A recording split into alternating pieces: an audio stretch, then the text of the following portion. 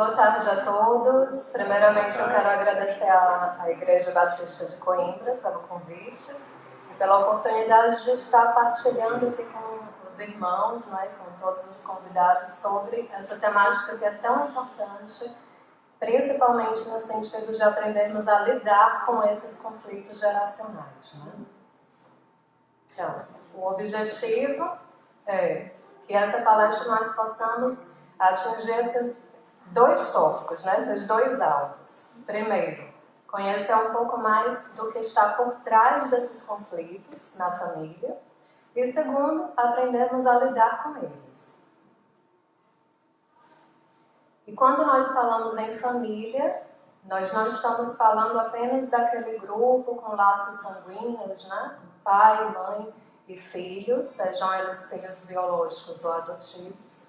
Mas estamos falando de um grupo de pessoas que tem laços de afeto, compromissos de cuidado, compromissos de amor, que têm objetivos em comum, certo? E esse conceito atual de família envolve, às vezes, agregados, sejam pessoas que eram originalmente da família ou não, mas que muitas vezes residem juntos ou têm esse forte vínculo de afeto, certo? Então, pode passar comigo. Quais são os principais estressores que estão influindo sobre as nossas famílias?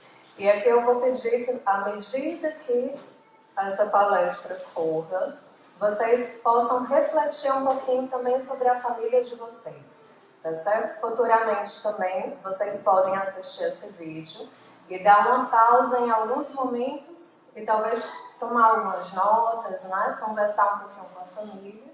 Eu faço esse convite também para quem vai estar futuramente ouvindo no YouTube. Tá bom? Então vamos ver a primeira causa de conflitos. As famílias sofrem pressões externas e internas.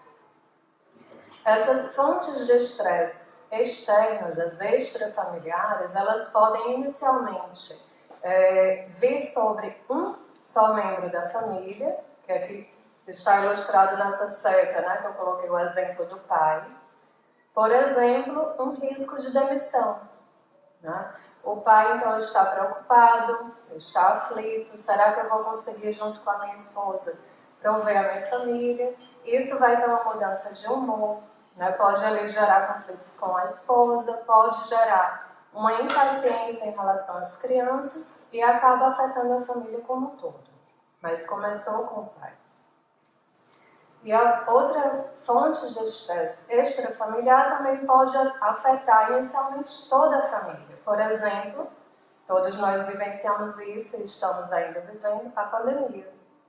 Né? Toda a família foi afetada, apesar de que cada pessoa vivencia isso da sua forma.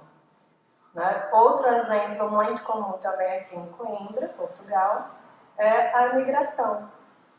Né? A família vai ter que lidar com as diferenças culturais, com novo emprego, nova escola, novos amigos. Né? E isso é uma oportunidade, e esse é um dos significados da palavra crise, mas também traz esse estresse, né, por conta das mudanças, tá certo? E nós temos as pressões internas, ou seja, pressões que não vêm de fora, que já vêm da família. Tem as pressões que são crises naturais, ou seja, que já são esperadas, já fazem parte do curso normal de desenvolvimento da família, e está ilustrado aí por essa figura em forma de espiral. Né? E essas crises elas já são esperadas, por exemplo, o nascimento de um filho, a adolescência, o envelhecimento. Né? E tem crises que não são esperadas, que são essas acidentais. Por exemplo, uma doença grave, um acidente, uma morte prematura, que são crises que a família vai ter que lidar. Então, nós temos aí um exemplo, né, unindo aqui duas teorias do ciclo vital familiar, pode passar comigo, certo? Mais clássicas, que nós vamos explicar um pouquinho, que são, portanto, momentos de crise esperados né? Que nós já sabemos que vão acontecer, mas que às vezes também estão por trás desses conflitos que nem sempre nós conseguimos lidar bem, né? Primeiro, a família, ela nasce quando duas pessoas decidem ter esse compromisso de afeto, de amor, de cuidado, certo? Essas duas pessoas já formam uma família, certo? Então, para muita gente, tudo bem, são duas pessoas que se amam e tal, qual é a crise que há aí? Essas duas pessoas vêm de duas culturas familiares diferentes. E elas têm uma importante tarefa, por isso que eu trago aqui a passagem bíblica, né? Desses dois formarem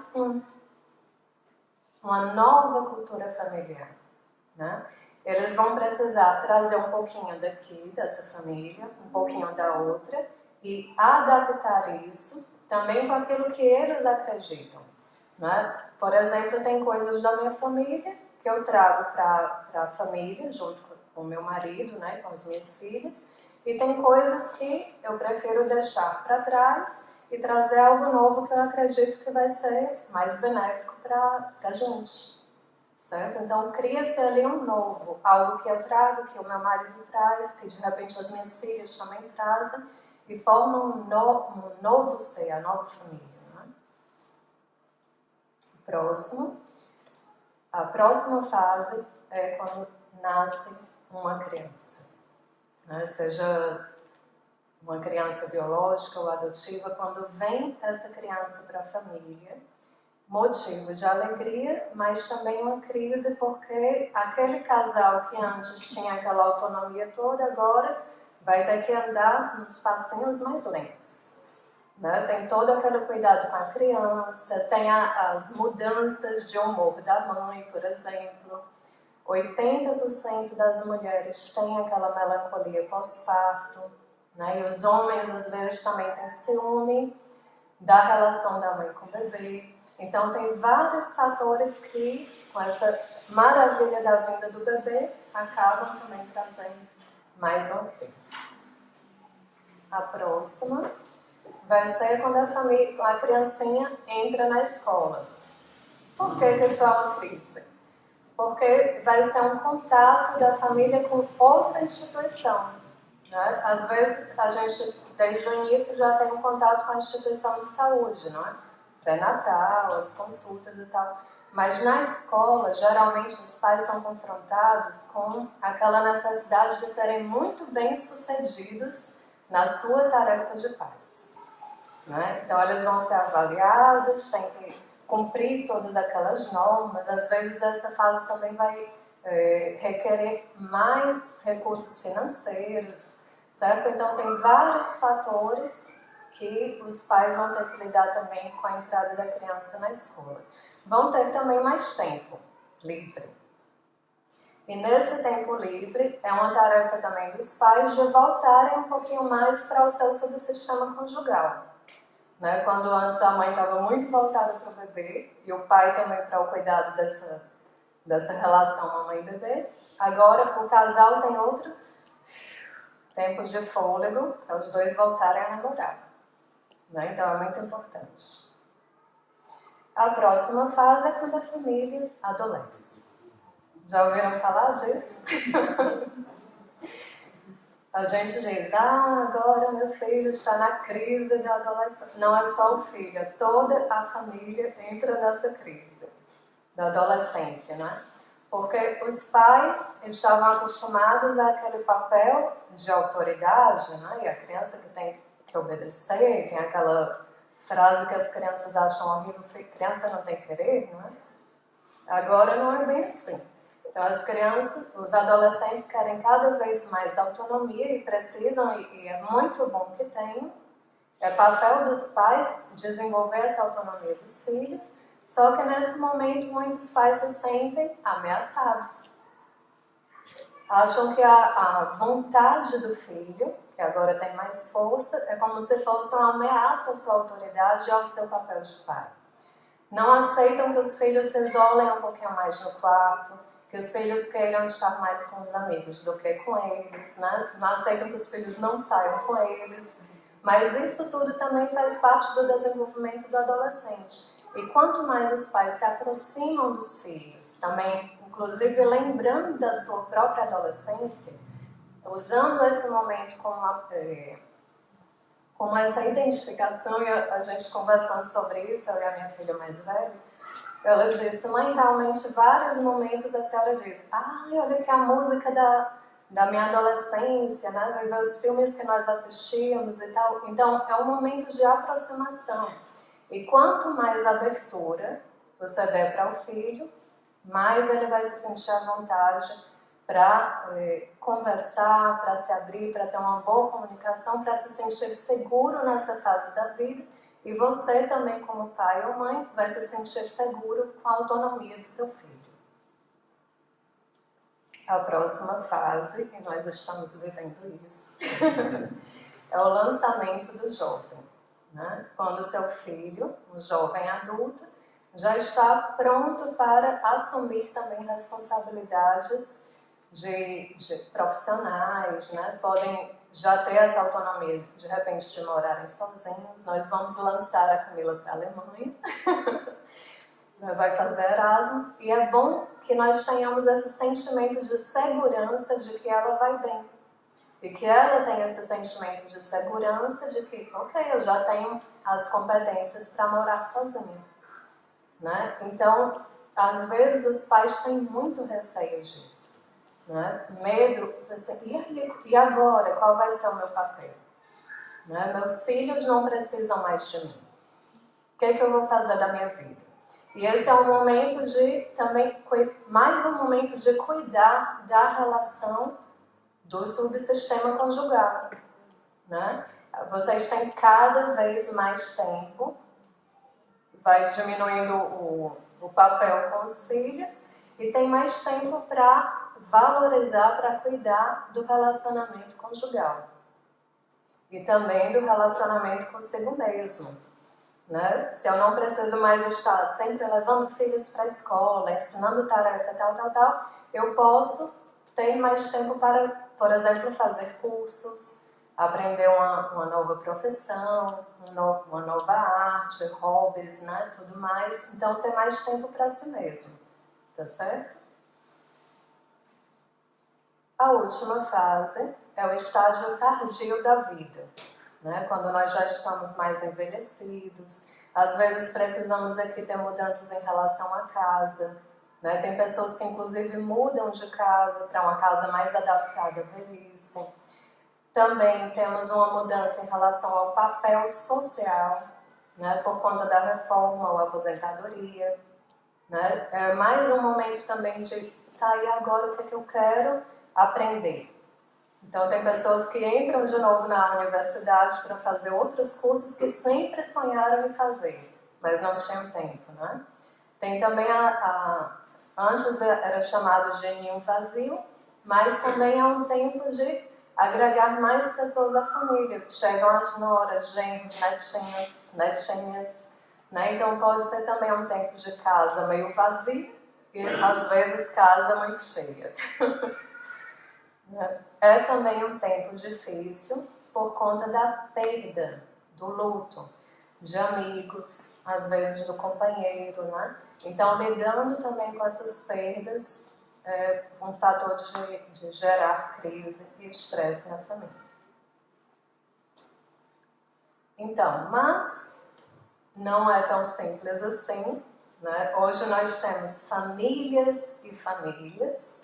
E aqui nós vemos, por exemplo, pessoas que decidem não casar. Né? Antes as pessoas sofriam muita pressão, principalmente eu acho as mulheres, mas acho que homens também, né? Que precisavam casar. Eu, por exemplo, ouvi, eu acho que eu tinha uns 20 anos, dizendo, olha, já deu o primeiro tiro da macaca. Alguém já ouviu isso? Não? Parece que tinham 5 tiros da macaca. Né? Já deu o primeiro tiro da macaca, então a mulher tinha que arranjar um marido. Né? Ou então dizer assim, olha, diminua aí o seu padrão, viu? Porque senão pode ficar para titia. Então, hoje, cada vez mais as pessoas se sentem livres para escolher se quer casar ou não. Né? Ou então se casam, mas decidiram que não querem ter filhos, né? Muitos casais tiveram filhos mais para atender a uma expectativa social do que porque eles mesmos queriam.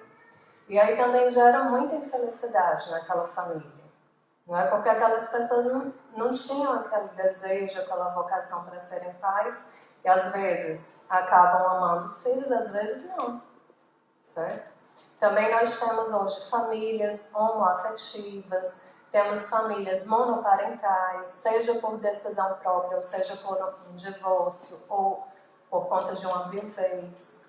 Temos famílias, tem o divórcio e tem os recasamentos, né? Aquelas famílias que têm os teus filhos, os meus filhos e os nossos filhos.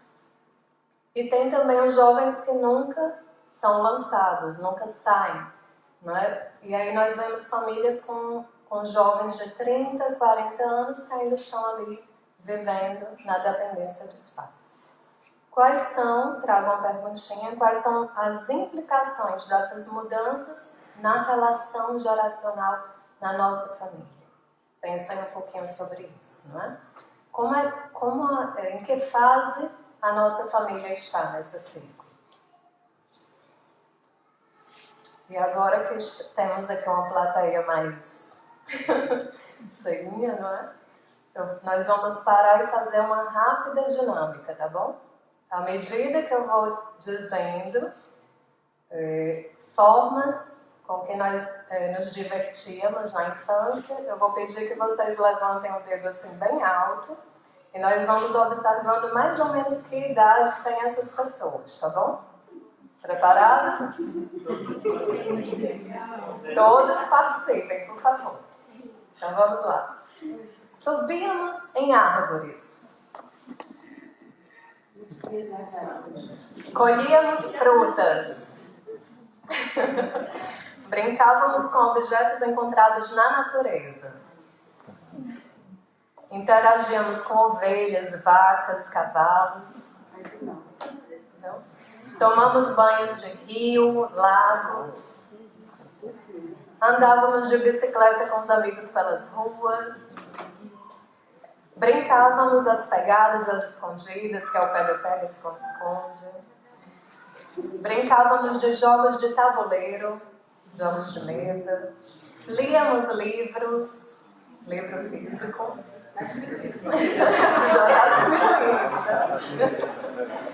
Juntávamos os amigos em casa para ver televisão. Ou para jogar videojogos. Okay.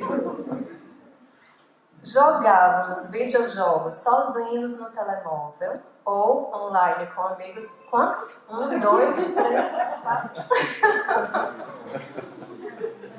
Vimos vídeos engraçados do YouTube no telemóvel. Olha só. Aqui foi quase explicado. Líamos fanfics. Fanfics. Líamos o que já demonstra que não é dessa geração. Muito bem. Então vamos voltar aqui. Essa brincadeira foi exatamente para mostrar que somos de gerações diferentes.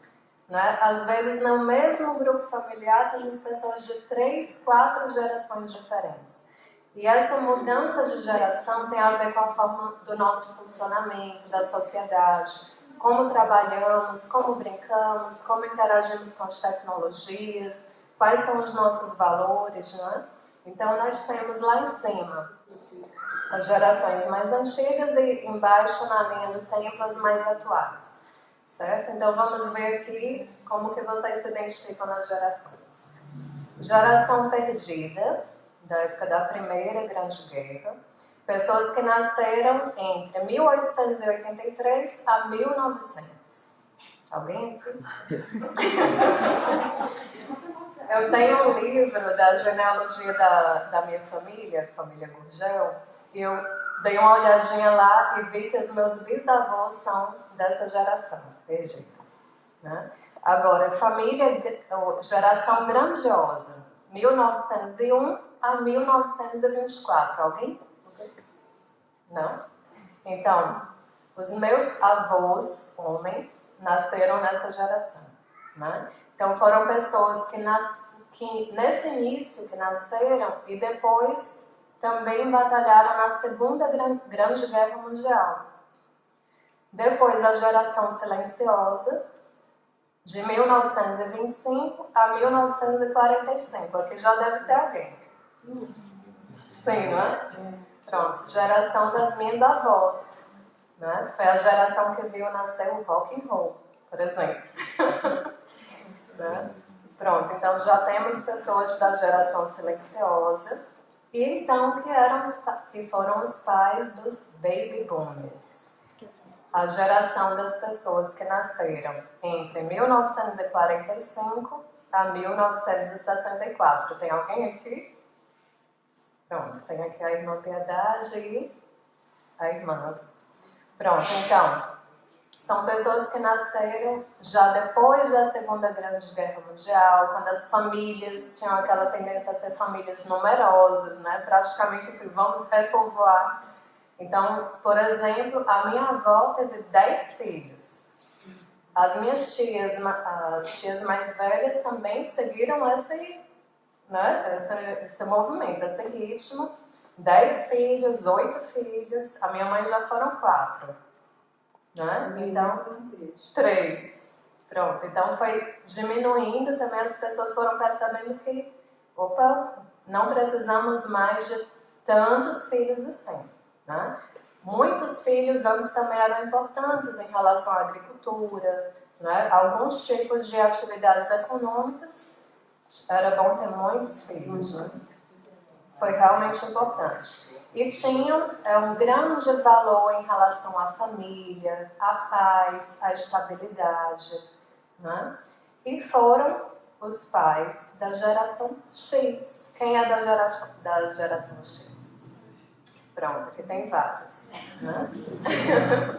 Então, geração X, de 1965 a 1979, isso falando dos Estados Unidos, já no Brasil é considerado até 1984, certo?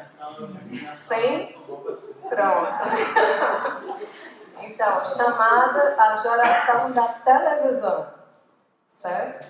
Nós fizemos curso de datilografia, curso de informática, não é? E vimos o nascimento da internet. Não é verdade? Inclusive, eu não sei se alguém de vocês tinha medo de pegar um vírus da internet. Pareceu uma coisa assim meio mágica, não é? Pronto, vimos e achávamos aquilo tudo mágico. Já a geração seguinte, geração Y, tem aqui a minha filha mais velha, mais alguém da geração Y, nascidas, pronto, entre 1980 a 1994, 99. Sim?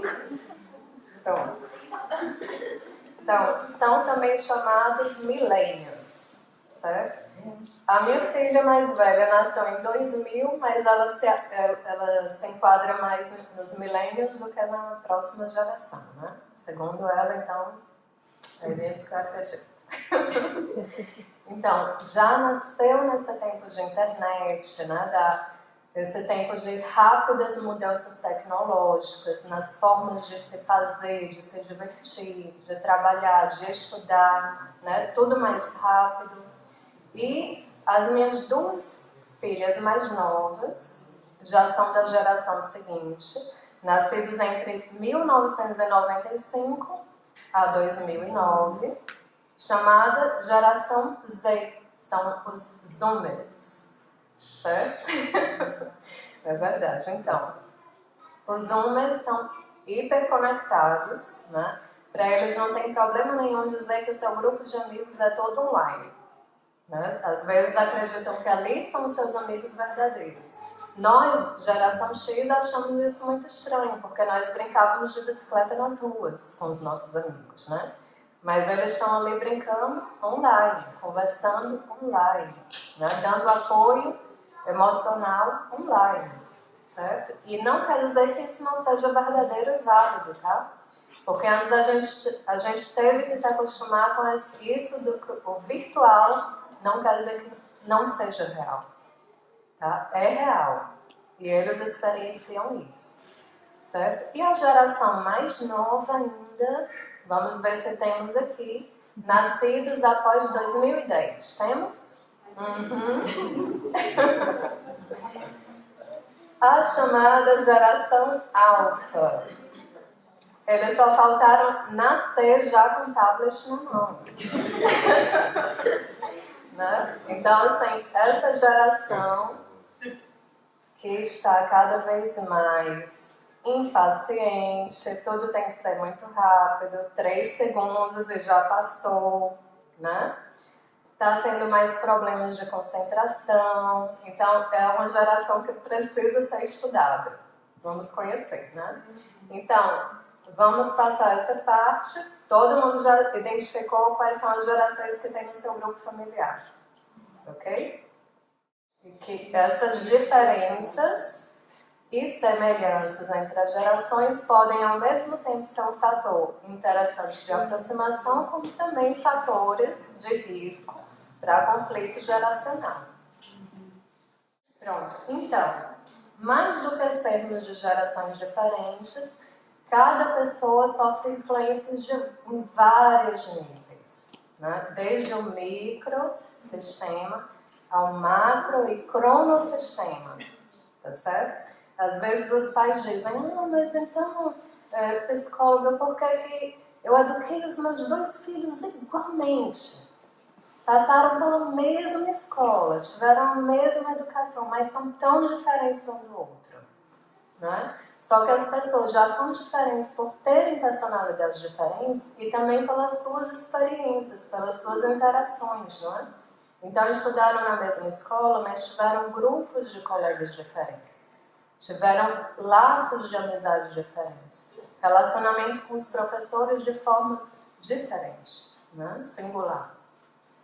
Então aqui nós também vamos ter a relação com o grupo religioso, com o grupo de pares ou amigos, ampliando um pouquinho mais, com o sistema educacional, o sistema de saúde, o sistema econômico, os valores, a filosofia política, né? O sistema socioeconômico daquele país. Então, vão ser vários fatores que vão influenciar a própria pessoa, que já é um sistema, pode passar, Camilinha, e a família como um todo, tá certo? Então, pode passar. E essa figura aí muito estranha, é só para a gente ver como é muito mais complexo do que nós imaginamos, tá bom? Pode passar. Pronto. Então, outro fator que pode influenciar nesse nascimento de conflitos na nossa família pode estar na qualidade das nossas fronteiras de relacionamento dentro dos nossos subsistemas familiares. Tá bom? Na família nós temos aquele subsistema que hierarquicamente está acima, não é? Que é o conjugal, né? Nós temos o subsistema fraternal, que está embaixo, né, que são os filhos, que são irmãos entre si. E temos o subsistema parental, entre pais e filhos, que é o nosso foco aqui da palestra, né? Então, ela permite o contato e a troca, e ela também permite o afastamento, tá bom? Ela tem limites bem nítidos que nós podemos ver, por exemplo, nos papéis. Eu sou o pai, eu cuido, eu protejo, eu trago provisão para casa, não é? Eu estou aqui trazendo a norma, o filho compreende as normas, obedece, ajuda também no cuidado da casa, da família, cumpre as suas responsabilidades, obedece os pais, não é? Isso tem que estar claro, nítido, mas também tem que ter alguma flexibilidade. O filho tem que saber que ele pode chegar para os pais e contar algo que é seu, não é? Um problema que está acontecendo no relacionamento com os amigos ou com o namorado. Ele pode chegar e falar sobre uma emoção que ele está sentindo, como tristeza. e saber que vai receber um apoio, que vai ser validado no que ele está a dizer. Tá certo? Pode passar, Camilinha. Mas o que pode gerar conflito aí em relação às fronteiras? Por exemplo, uma disfunção são as fronteiras difusas, que geram relações emaranhadas na família. Por exemplo, o papel de pai e mãe e filho está muito confuso ali. Tem filho que está assumindo o papel de pai, tem um marido que é mais filho da mãe do que marido, né? Tem ali, por exemplo, uma mãe que no relacionamento do filho parecem mais a namorados. Então isso gera sofrimento naquela família, confusão, e às vezes até é motivo de gerar perturbações psicológicas nos filhos também, certo? Então essas fronteiras elas precisam ser mais nítidas. A gente pode ver, por exemplo, nas casas, filhos e pais que dormem todos no mesmo quarto, não por questões econômicas e financeiras, mas porque parece ali que está tudo muito junto e misturado, né? Então são várias questões que, às vezes negligências, porque os pais não querem, são muito mais amigos do que pais, né? Então acabam sendo um pouco negligentes, não sabem muito bem como educar. E a próxima disfunção na fronteira são as fronteiras rígidas. Ou seja, não existe esse contato, né? São distantes. Rígidas, por exemplo, quando os pais querem saber de tudo dos filhos, né? Querem controlar tudo, precisam saber todos os passos dos seus filhos, tudo que eles olham na internet, né? Tem até aquelas aplicações de vigiar os filhos, e não permitem que os filhos cresçam, não permitem às vezes que os filhos vejam outras coisas, conheçam outras pessoas, querem conhecer todos os amigos, quais são as famílias e decidir vai ser amigo de quem ou não vai ser, de uma forma muito rígida, certo? Ou então são pais muito afastados, né? Aqueles muito sisudos, que o filho não tem coragem jamais de chegar e contar algo para eles. Ou porque sabe que vai ser repreendido, ou porque sabe que não vai ser escutado, né? Não vai ser validado. Pode passar. Então, agora que já vimos várias causas, e eu espero que vocês reflitam depois, né? Façam a avaliação das famílias. Vamos agora falar de soluções, como lidar, né? Então, nós temos aí, por exemplo, fatores protetores como o afeto, o suporte emocional. E aí eu indico, por exemplo, aquele livro, que se alguém conhecer, por favor, levante a mão, das 5 linguagens do amor. Muita gente conhece, não é? E esse livro também tem as 5 linguagens do amor de crianças e de adolescentes, que também é muito bom para os pais lerem, né? Os pais que estão com filhos nessas fases, tá bom? Que aí vamos falar de quê? De que o afeto, ele não é só abraços e beijinhos, tem essa linguagem do toque físico, né? Mas também tem as palavras de afirmação, né? O elogio, o encorajamento, também tem os presentes. Por exemplo, muitas pessoas falam com muita mágoa, o meu pai e minha mãe nunca me deram um presente de aniversário. Né? Então, às vezes, é essa a linguagem da pessoa, né? De dar um presente. E às vezes, na nossa forma de relacionar com o outro, a gente só está seguindo o nosso tipo, a nossa linguagem do amor. Mas tem que conhecer que para outra pessoa a forma que ela se sente chamada nem sempre é a mesma nossa. Né?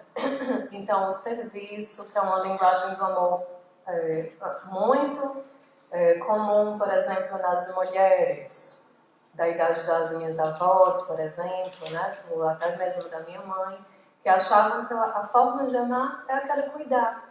da casa, fazer a refeição, ajeitar o quarto, varrer, né? E outras pessoas precisavam mais era do carinho, de estar lá juntinho, de conversar. Então, assim, é importante nós conhecermos quais são as nossas linguagens, quais são as linguagens dos nossos filhos, tá bom? Conversarmos sobre isso. Depois também, a existência dos limites claros, e claros para todos, né? Limites conversados, inclusive, em relação ao seu sentido. Né? Por exemplo, falamos aqui do olhar coisas na internet. Né? Minha filha não pode conversar com adultos estranhos na internet. Pronto, ficou aí a regra. Né? Foi bem claro, não foi? Só que eu não expliquei para minha filha por que não pode conversar com adultos estranhos na internet. Certo? Então, uma regra sem sentido para os filhos, todo mundo faz, por que eu não vou fazer? Não é? Então é preciso que essa regra seja clara e que tenha sentido, tá bom? Que eles possam realmente compreender. E também a flexibilidade. Não é? Muitas vezes as regras que nós trazemos para a nossa família são a partir daquele referencial que nós trazemos, da família de um, da família do outro, né? Mas nesse lidar, no interagir com os nossos filhos e com as gerações que vão chegando, às vezes nós também temos que ter aquela abertura, aquela flexibilidade para, de repente, perceber assim, vamos tentar fazer dessa forma para ver se isso vai ser possível na nossa família, né? Vamos experimentar se dá certo, certo? Depois, a coesão, a unidade, não é? que traz aquele sentimento de pertença. Né? Eu tenho alguns valores que são os valores dos meus pais também, e que é isso que me faz saber que eu pertenço a essa família. Me dá segurança, né? Traz uma felicidade, um sentimento de amparo, porque pertenço a um grupo que tem essa coesão. Sistemas de crenças positivas. Aqui também é muito importante em relação a crenças familiares, né? Que muitas vezes nós simplesmente introjetamos e repetimos sem refletir se elas ainda nos servem bem. Né? Então aqui, quais são as crenças que nós trouxemos das famílias para a nossa? Quais que ainda nos servem, ainda são boas, válidas, e quais nós preferimos deixar para trás? Quais estão atrapalhando o meu relacionamento com meu filho ou filha? Certo? Então, tragam isso à consciência e conversem com o seu cônjuge, com os seus filhos sobre isso também, tá bom? E crenças, às vezes elas são mesmo limitantes e às vezes nós não sabemos muito bem nem mesmo identificá-las, e por isso também é bom o acompanhamento psicológico, tá bom? Ou terapia familiar. E por último, a comunicação aberta e a competência em resolução de problemas, que são os dois tópicos que eu vou trazer também um pouquinho mais aqui na nossa palestra. Pode passar. Então, se um filho diz, né, psicóloga, mas é impossível comunicar na minha família. O impossível é não comunicar. Esse é um dos principais axiomas da comunicação, né? Então, assim, mesmo que eu não fale nada, eu comunico. Através do meu olhar, através das minhas atitudes, através de um virar as costas, de um bater a porta, né? De não sentar à mesa com os outros. Então, tudo que nós fazemos em relação, no nosso campo relacional, é comunicação. Então, se eu sempre comunico, melhor que eu comunique bem, não é? Para evitar os conflitos. Então, vamos começar falando e escutando com atenção.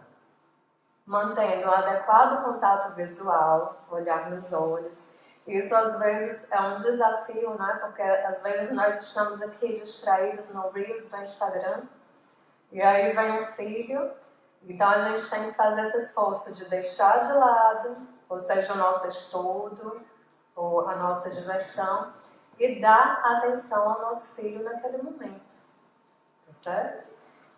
E o filho também fazer esse esforço em relação aos pais, tá? Tudo que a gente vai falar aqui de comunicação tem as duas vias, tá bom? Então, a nossa expressão corporal, os sinais que nós emitimos para demonstrar que nós estamos a dar atenção ao outro, tá bom? Às vezes, é muito comum nós usarmos esse tipo de expressão. Né? Está demonstrando atenção. Quer dizer que a pessoa está realmente prestando atenção? Não. Não. Mas pelo menos é um sinal de demonstrar atenção. Vou já falar o que é que a gente pode mais fazer em relação a esse esforço, tá? E eu vou chamar de esforço porque é uma necessidade de mudança, né? Às vezes nós já vemos assim, vimos num tipo de relação familiar que não beneficia essa comunicação e nós vamos precisar experimentar uma coisa nova.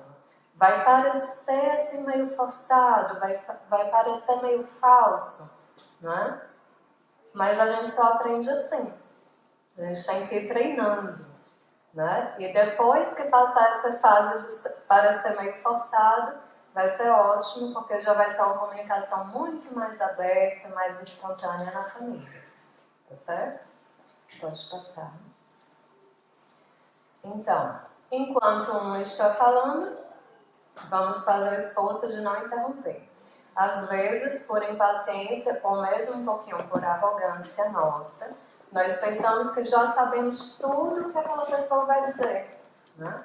Ah, eu já conheço isso? Tá. Então eu já trago a resposta de uma vez, né? E aí eu perco a oportunidade de saber o ponto de vista do outro, né? Falar apenas o necessário, evitar dar aqueles sermões, principalmente pais e mães, né? Falar demais, o filho vai viajar, tá? Fisicamente, ele está lá, feito uma lagartixinha, né? Mas a cabeça dele está em outros lugares, tá? Porque você se estendeu demais e isso não é diálogo, é monólogo, certo? Não existe ali a participação do filho na conversa. Existe apenas a sua imposição do seu ponto de vista naquele lugar de saber, né, de autoridade. Então, isso não é conversar com os filhos. Tá bom? Então, dê espaço, emita a sua mensagem e estimule que o seu filho ou filha também fale. Depois, clarificar o que está ouvindo para confirmar com a outra pessoa se ficou bem compreendido. Então, por exemplo, Elisa, deixa eu ver se eu percebi bem. Você quer dizer que você se sente invadida na sua privacidade quando eu bato na porta e entro antes de ouvir a sua autorização, é isso?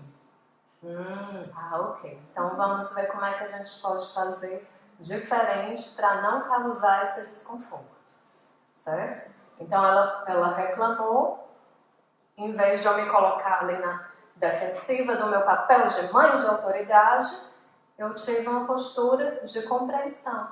Ela se sentiu validada, compreendida, né, valorizada, e nós tínhamos um problema, agora vamos ter uma solução, né? Experimentar soluções diferentes.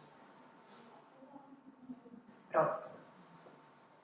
Também, essa figura aí, eu escolhi representando tipo uma nora e uma sogra.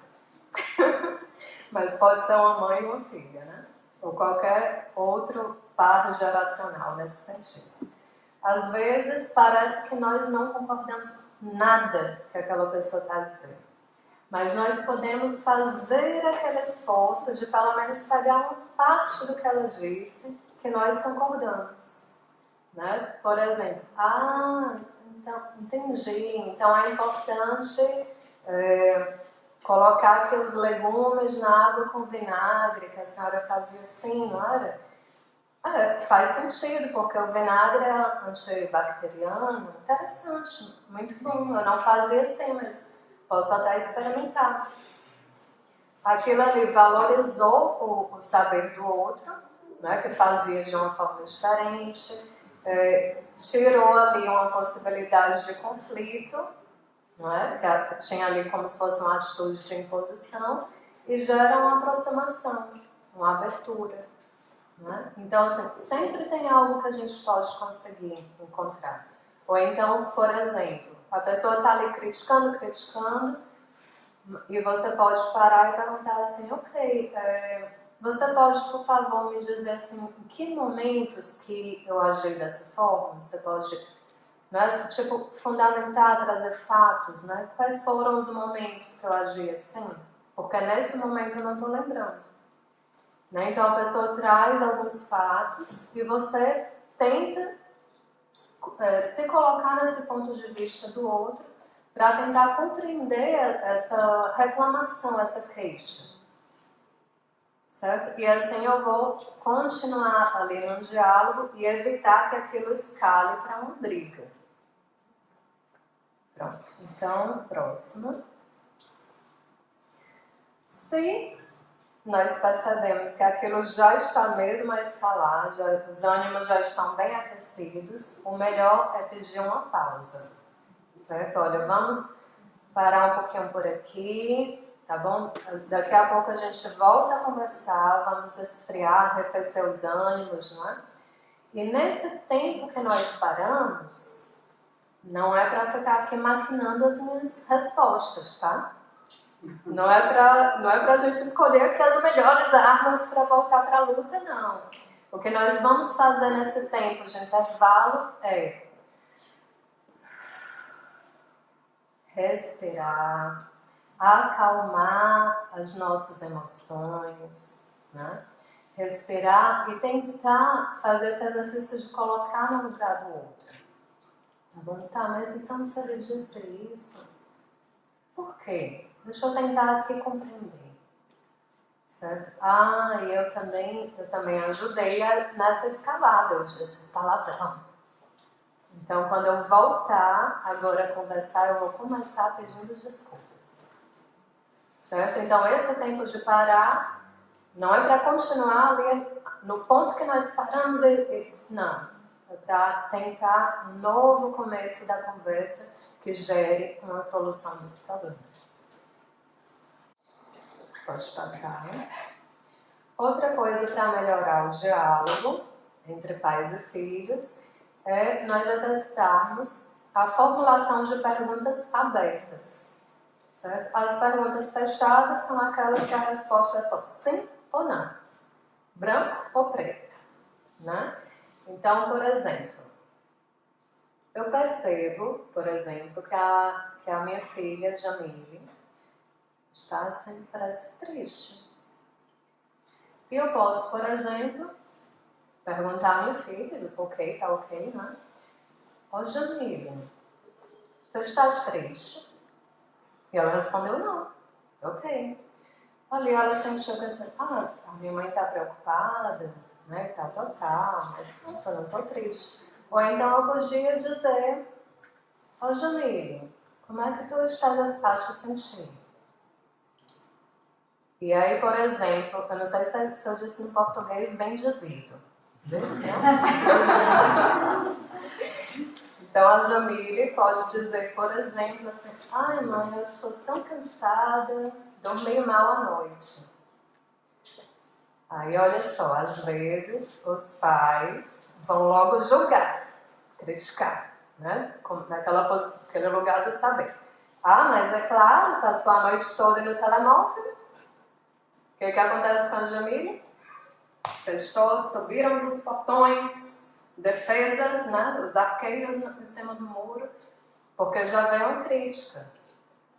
Então, não é isso que é para fazer, certo? Assim, filha, dormiu mal, mas por quê? O que aconteceu? Né? Pergunta aberta. Assim, mãe, eu estive até tal hora no telemóvel, conversando com a minha amiga lá do Brasil, é outro fuso horário. Porque a minha amiga terminou o namoro e ela tá muito triste, blá blá blá blá blá blá. Ai, filha, realmente, que bom que você tá dando apoio à sua amiga, mas realmente dormir tão tarde assim pode prejudicar, porque você tem que acordar cedo no outro dia. Vamos tentar encontrar outra solução, assim, para você dar apoio à amiga, mas também sem ser prejudicada, né? Então, existe aí uma abertura. Ela se sentiu ouvida, percebeu que a atitude dela foi importante, mas que tem aí um problema, que ela também reconhece, que precisa ser resolvido e eu pude também ajudá-la, né? Isso é bom para a família. Próxima.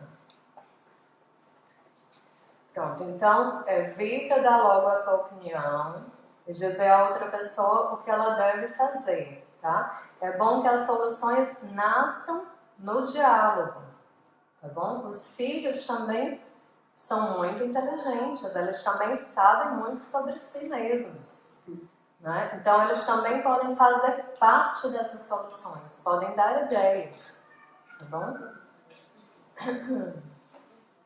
Pronto, então já fizemos isso, né? Perguntamos, exploramos um pouquinho mais, pedimos dicas e evitar as ironias, tá bom? Principalmente, por exemplo, depois de uma palestra como essa, que nós vamos começar a experimentar essas formas de diálogo, né? Então, vamos dizer que nós chegamos em casa e aí a pessoa criticou e aí de repente, deixa eu ver se eu percebi direito. Você quer... né? Então, assim, aquilo ali já não é abertura, não é diálogo respeitoso, né? Então, não usa a ironia. A ironia sempre traz problemas. Se você costuma usar a ironia, para. Tá bom? Você filho, você pai, mãe, filho, para que a ironia só traz problemas nas relações interpessoais, tá bom? Evita crítica, isso de, mas há uma crítica construtiva, é crítica, tá? Olha para o positivo, olha para o que o teu filho desenvolve, para aquilo que ele faz bem. Se tem algo que precisa ser trabalhado, vai junto ao seu filho, conversa sobre aquilo que você percebe, tenta encontrar juntos soluções se aquilo for um problema, porque nem sempre é. Próximo. Aqui tem um termo que talvez nem todos conheçam, né? Evitar o double bind. Isso aqui é um duplo vínculo, né? Ou seja, é um tipo de comunicação que diz uma coisa verbalmente, né? A parte das palavras, mas por trás quer dizer outra. Eu vou dar um exemplo para facilitar a compreensão, tá? Vamos dizer que o filho chega para a mãe e diz assim: ô mãe, tudo bem se eu sair hoje com os meus amigos, a gente vai ter um jantar e depois todo mundo vai para uma festa e tal, tá tudo bem? Aí a mãe: tá, meu filho, pode ir, eu quero que você seja feliz com as pessoas que você ama. Né? Ela falou: tudo bem, meu filho, pode ir, quero que você seja feliz com as pessoas que você ama. O que é que tem por trás? O que é que vocês imaginam? Não amo os pais. Não é? Você não me ama, se amasse, ficava comigo. O filho fica confuso nessa comunicação, ele pode, conhecendo muito a mãe, preferir ficar em casa e vai ficar infeliz com isso, ou ele pode preferir sair, né? Vai se divertir. Manhã seguinte, oi mãe, bom dia, e a mãe: tá tudo bem, mãe? Aconteceu alguma coisa? Se tivesse aqui, sabia. Né? Ou seja, tem aí uma punição, uma retirada de afeto, tal. Então, assim, esse duplo vínculo, né? essa mensagem confusa é geradora de conflitos também na família e também promove muitas vezes o desenvolvimento de perturbações mentais nos filhos, certo? Por essa confusão, essa contradição na comunicação. Depois, outro tópico. Muita gente tem medo do silêncio. Se sente meio constrangido com o silêncio no meio de uma conversa. Né? Só que os silêncios são momentos importantíssimos em que a pessoa reflete um pouquinho sobre o que sente, sobre o que pensa e depois traz as pérolas na comunicação. Né? Por exemplo, imagina que você está aqui trabalhando, aí chega um filho. Né? Vou dar agora um exemplo com a Camila. Estou aqui trabalhando, chega uma filha, oi filhinha, tudo bem? Como é que foi lá na faculdade? Foi bem? Tudo normal? Sempre assim, né? Tudo normal? Foi ok? Ou então foi uma seca? Mas ela geralmente está tudo bem. Gosto da faculdade que escolhi. Né? Ai, foi tudo bem, isso ok? Aí fica aqui, beijinho, tal. Depois eu puxo de novo aqui o computador, a filha está aqui, dando café. Silêncio na comunicação. Mãe, agora eu já sei. Vai contar alguma coisa, né? É um momento de abertura, de intimidade, certo? E tem pessoas que têm medo do silêncio, têm medo de saber o que acontece com seus filhos, né? Então, esse é o momento mais precioso, o que vem depois do silêncio, né? Que nós temos que aprender a lidar, tá bom? Às vezes as pessoas têm medo até do silêncio com elas mesmas, né? Tem que estar sempre com o YouTube ligado, sempre com a televisão ligada, rádio ligado, porque não suportam as reflexões que o silêncio traz. Mas isso é tão importante para o autoconhecimento, né? Podemos passar. E a próxima? Na comunicação, não usar o diálogo para colocar outra pessoa à prova. Né? Sempre tá. E você foi na escola? E você encontrou com quem? Quando a outra pessoa já abre como é que se diz? O mecanismo de defesa, né? Já levanta todos os muros, você coloca na defensiva, porque gerou ali uma tensão, certo? Então, tentem considerar que as outras pessoas da sua família, elas também têm o seu direito, as suas próprias escolhas, né? Que precisam ser conversadas. Os pais têm o papel de proteger os seus filhos, eles vão querer saber um pouco mais, né? Mas se a gente tiver essa postura muito impositiva, a tendência dos filhos é esconder. Né? Então a gente tem que ter uma postura de mais abertura, de mais respeito, de mais compreensão. O tópico dessa segunda parte, que é a solução de problemas. E eu trago aqui de uma forma muito prática, tá bom? Que acontece muito bem quando nós trabalhamos a comunicação na família, né? Então, um exemplo é, temos um problema, reunimos, se não toda a família, mas pelo menos parte dela, e vamos listar quais são os nossos problemas. Na nossa casa, nós fizemos isso, por exemplo, antes de solicitar uma terapia familiar, que foi algo que foi do ano passado, se eu não me engano. Não é uma experiência que nós fizemos. Então, quais são os problemas da nossa família? Tal. Certo? Todos têm essa sua oportunidade de colocar os problemas. Depois, vamos classificar se esses problemas têm solução ou não. Certo? Por exemplo, um problema de um desemprego é um problema que tem solução. Certo? Mas, por exemplo, se eu chego assim, tive um filho que é um filho que tem uma doença rara. Não é?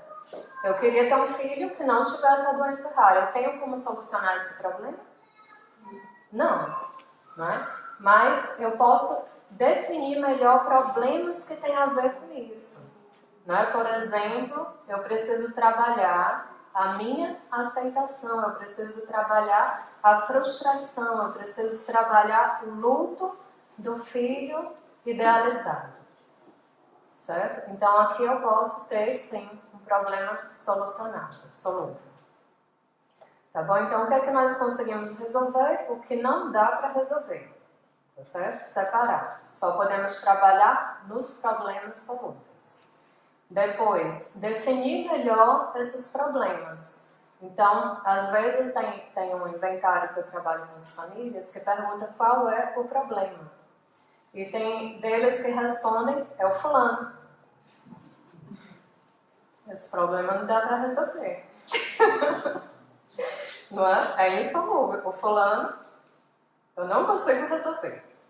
Né? Então, o problema é está no relacionamento de desrespeito entre os pais e o fulano.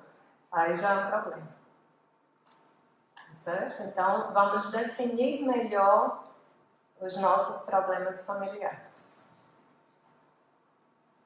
Depois, todos têm a oportunidade de dar a sua dica, sua sugestão em relação às sugestões para esse problema, desde o mais velho até o mais novinho, tá certo? E isso é muito rico porque às vezes as crianças dão sugestões para os problemas que são sugestões bem óbvias, né? Coisas que para os adultos pareciam de algo muito complexo. Não pode ser algo bem simples. E as crianças são ótimas nisso. São mesmo muito boas. Então, depois que pensamos em várias soluções, nós vamos realmente escolher aquelas nas quais nós vamos trabalhar, tá certo? Discutir as várias alternativas, optando pelas melhores que atendam às necessidades da família e que também de cada um. Porque uma solução que é boa para a família, mas que vai deixar alguém muito magoado, não é? Por exemplo, eu vou deixar, para essa solução eu vou ter que separar do meu grupo de amigos que eu amo muito. E eu vou sofrer muito com isso. A família pode conversar e de repente decidir por não vamos por este lado, por esta solução, para que esse membro da família não sofra tanto. Certo? Então é algo que vão decidindo juntos. Próximo. Se necessário, inclusive façam um plano de ação. Né? Quem vai fazer, quando, como, o que vai fazer, onde, certo? Definam, organizem e de vez em quando avaliem. Por que é importante essa avaliação? Porque toda família, e a família é um sistema, tem a tendência a voltar ao que já conhecia, a sua zona de conforto. Né? Esse mecanismo que nós chamamos de homeostase. Né? A nossa tendência é voltar para o funcionamento conhecido, mesmo que esse funcionamento seja doloroso e adoecedor. Tá certo? Então, de vez em quando, voltar a conversar sobre isso é importante, e até sempre rever, por exemplo, as estratégias também. Assim, nós tentamos, para ter uma aproximação, tínhamos colocado lá, sair todos os sábados à tarde juntos. Fizemos 2 vezes, mas aí veio aquele dia que pegou Covid, parou de fazer e nunca mais. Mas também todo sábado à tarde estava cansativo. Vamos tentar fazer uma saída um sábado e depois vai ser um cinema em casa com pipoca? Ok. Né? Então, vão fazendo reajustes nesse processo de mudança para gerar uma maior unidade familiar. Aqui nós temos algumas das principais referências para a palestra. E por último, uma mensagem que está em Deuteronômio 6, de 6 a 7, que fala um pouquinho sobre esse relacionamento dos pais com os filhos, né? Que diz que todas essas palavras que hoje te ordeno estejam em teu coração, de um pai para um filho, né? E ensinarás com persistência aos teus filhos. Conversa sobre elas quando estiverem sentados em casa, andando pelo caminho, ao deitar e ao levantar.